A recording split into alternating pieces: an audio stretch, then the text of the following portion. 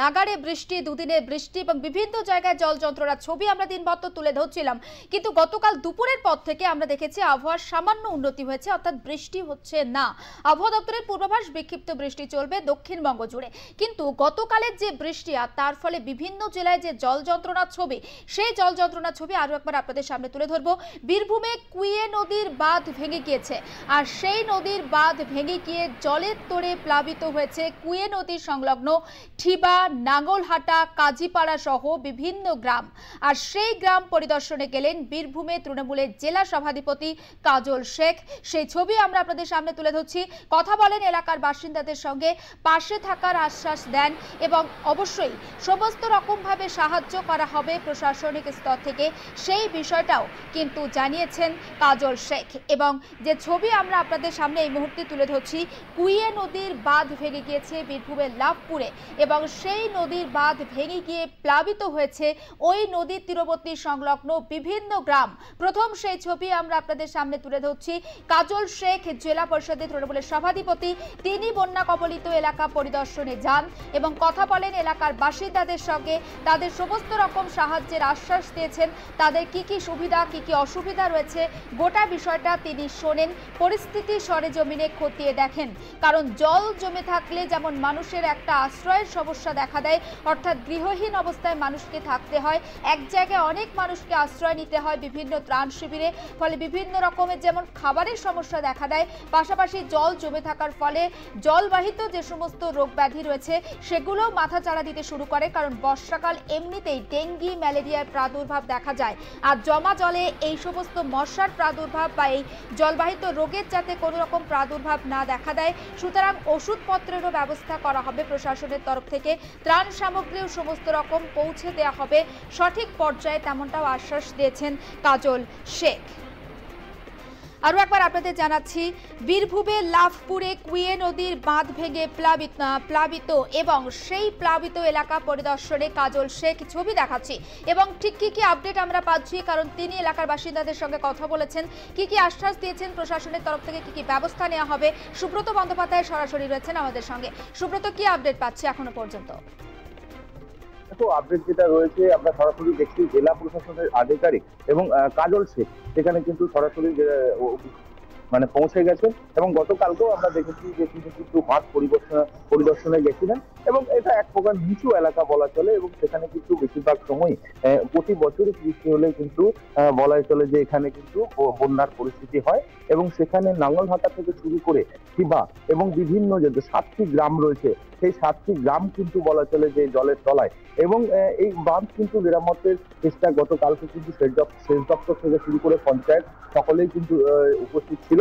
কিন্তু একটা প্রশ্ন উঠছে যে প্রতি বছর যদি এই ধরনের পরিস্থিতি হয়, তাহলে কেন যে বাঁধ নির্মাণ, সেই বাঁধ নির্মাণকে সরাসরি কেন করা হচ্ছে না, যে সরকারিভাবে এবং যাতে স্থায়ীভাবে যাতে নদীর বাঁধ না ভাঙে সেই ব্যবস্থা কেন করা হচ্ছে না, সেটা নিয়ে প্রশ্নচিহ্ন উঠছে। এবং এই অতিরিক্ত বৃষ্টি এবং বিভিন্ন জলাধার থেকে কিন্তু জল ছাড়া হয়েছে, আমরা যেটা জানতে পারছি, যেমন ডিভিসি থেকে জল ছাড়া হয়েছে, যেমন যে জলধারা বিহার এবং ঝাড়খণ্ডে অতিরিক্ত বৃষ্টির ফলে কিন্তু জল ছাড়া হয়েছে, এবং সেই জল ছাড়া নিয়েও কিন্তু রাজনৈতিক চাপান্তর রয়েছে। কিন্তু এই কদিনের যে বৃষ্টি হয়েছে, সেই বৃষ্টির ফলে কিন্তু প্লাবিত হয়েছে। আজ গতকালকে কিন্তু সেরকম ভাবে বৃষ্টি হয়নি, আজকে কিন্তু বৃষ্টি এখনো পর্যন্ত হয়নি, তার জন্য কিন্তু কিছুটা স্বস্তি। কিন্তু যে জল ছাড়ার ফলে যে প্লাবিত হয়েছে এবং নদীমাতৃক দেশ এবং বিভিন্ন যে নদী রয়েছে, কুয়ে নদী রয়েছে, সেই কুয়ে নদীতে বলাই চলে যে এখানে যে 7টি গ্রাম রয়েছে তার জলের তলা। এবং আমরা দেখতে পাচ্ছি যে জমি রয়েছে, সেই জমিগুলি যে চাষের জমি, সেগুলি কিন্তু চাষ হয়ে গেছিল, এবং যে খরচা হয়েছিল চাষিদের পক্ষ থেকে, সেই আর কিন্তু চাষ হবে না, দ্বিতীয়বার কিন্তু সেই রোপণ করতে হবে, সেই সমস্যা কিন্তু রয়েছে। এবং বলাই চলে প্রশাসনের তরফে মুখ্যমন্ত্রী যেমন বারবার যে হুঁশিয়ারি দেন এবং যে এলাকায় মানুষকে যাওয়ার জন্য বলেন, এবং সেখানে কিন্তু সকালে কিন্তু ভোর 4টের সময় বাঁধ ভাঙার পর সেখানে কিন্তু বলাই চলে যে কাজল শেখ জেলা পরিষদের সভাধিপতি কিন্তু উপস্থিত হয়েছিলেন, এবং কোথায় কি ত্রাণ লাগবে এবং কোন বাড়ি ভেঙে পড়ে গেছে তার যে লিস্ট, সেটা কিন্তু তৈরি করা হচ্ছে। সুব্রত, একটা বিষয় একটু বলো, এই যে নদী বাঁধ ভেঙে যায়, নদী বাঁধকে স্থায়ীভাবে এই যে সংস্কার বা বাঁধ যাতে না ভেঙে, কারণ বাঁধের আশেপাশে যে সমস্ত গ্রাম রয়েছে বা বসতবাড়ি রয়েছে তাদের তো নিরন্তর একটা আশঙ্কার মধ্যে কাটাতে হয়, বিশেষ করে যখন বর্ষাকাল আসে। সেক্ষেত্রে সেচ দপ্তরের তরফ থেকে কোনো রকম ব্যবস্থা নেওয়া যায় না যাতে সেই বাঁধের স্থায়ী সমাধান হয়? কি বলছেন এক্ষেত্রে কাজল শেখ কিংবা প্রশাসনিক কর্তারা? দেখো, একেবারেই গতকালকেও আমরা দেখেছিলাম যে এলাকা পরিদর্শনে কিছু কার্যক্রম গেছিলেন এবং সেচ দপ্তরের আধিকারিক থেকে পঞ্চায়েত, যে শিবা পঞ্চায়েত রয়েছে সেই পঞ্চায়েতের তরফ থেকেও কিন্তু সেখানে যে বাঁধ নির্মাণ, অস্থায়ী বাঁধ নির্মাণ কিন্তু করা হচ্ছিল। তুমি যেটা প্রশ্ন করছিলে, একবারই তাই, স্থায়ী বাঁধ যদি তৈরি করা যায় সেক্ষেত্রে সমস্যা কোথায়, কোথায় গাফিলতি রয়েছে, তাহলে কি কোনো পরিকাঠামোগত বা সঠিক যে খবর, যে সঠিক যে জায়গার সেই জায়গার কি অভাব রয়েছে বা যে ক্ষতি হচ্ছে বা যে জায়গাগুলি রয়েছে বাঁধ পরিদর্শনের, তারা কিন্তু আবেদন জানাননি। তবে সকাল সকাল কাজল থেকে উপস্থিত হয় যে সাধারণ মানুষ কিছুটা হলেও আশ্বস্ত পেয়েছেন। কিন্তু একটা প্রশ্ন সবসময়ই উঠছে, প্রতি বছর কিন্তু বর্ষা এলেই কিন্তু জল ছাড়ার প্রবণতা বা অতিবৃষ্টি হলে সেখানে কিন্তু একটা বন্যার পরিস্থিতি তৈরি হয় এবং সেই বন্যার পরিস্থিতি তৈরি হলে কিন্তু বারবারই কিন্তু ছুটে যেতে হয় প্রশাসনের আধিকারিকদের। গতকালকেও আমরা দেখেছি যে কঙ্কালীতলা কিন্তু দুদিন ধরে ডুবে রয়েছে এবং জেলা শাসক সেখানে গেছিলেন এবং নৌকা বা ডুবি জাতীয় কিছু দিয়ে কিন্তু মন্দিরে যাতে ভক্তরা প্রবেশ করেন সেই জন্য ব্যবস্থা করেছেন। প্রশাসন কিন্তু তৎপর রয়েছে সবসময়, কিন্তু প্রশ্ন উঠছে যে কোথাও যেন সচেতনতা, কোথাও যেন স্থানীয় বাসিন্দা বা যারা রয়েছেন তারা যে এই যে বাঁধ কেন ভাঙছে তার যে ব্যাখ্যা এবং কেন স্থায়ী বাঁধ করার যে প্রস্তাব সেই প্রস্তাব দিচ্ছেন এবং কেনই বা এই স্থায়ী বাঁধ হচ্ছে না, সেটা কিন্তু প্রশ্নচিহ্ন উঠছে। আরো একটা বিষয় একটু জানার চেষ্টা করছি তোমার থেকে, এই যে 3টি গ্রাম প্লাবিত হয়েছে, কাজীপাড়া, ঠিবা, নাঙ্গলহাটা, সেখানকার বাসিন্দাদের জন্য কোথায় ব্যবস্থা করা হয়েছে প্রশাসনের তরফ থেকে? ত্রাণের কি ব্যবস্থা থাকছে, ওষুধপত্রের কি ব্যবস্থা থাকছে? দেখো, একেবারেই যে প্রশ্নটা তুমি করলে যে এখানে কিন্তু শিবা পঞ্চায়েতের প্রায় 12টি পরিবারকে সেখানে কিন্তু যে অস্থায়ী ক্যাম্প, 2টি ক্যাম্প করা হয়েছে, সেখানে সেই অস্থায়ী ক্যাম্পে কিন্তু গতকালকেই কিন্তু নিয়ে যাওয়া হয়েছে।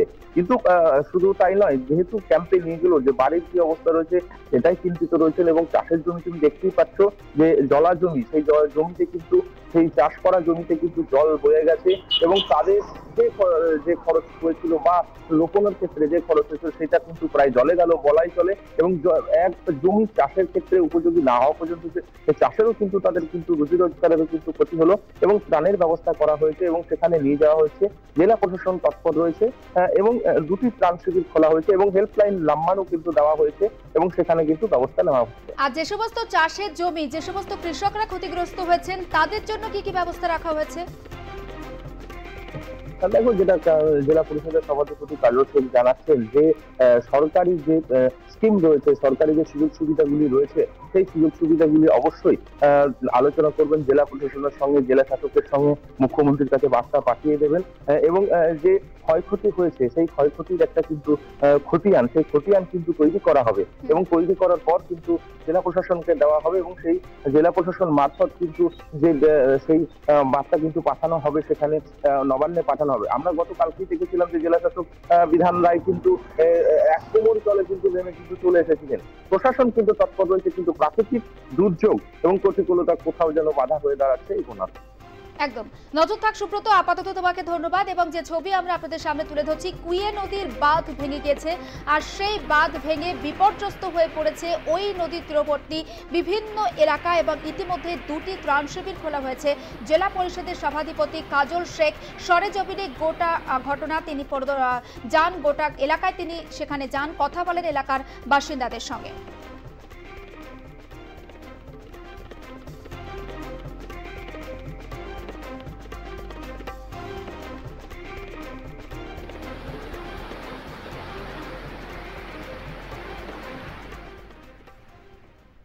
টানা বৃষ্টি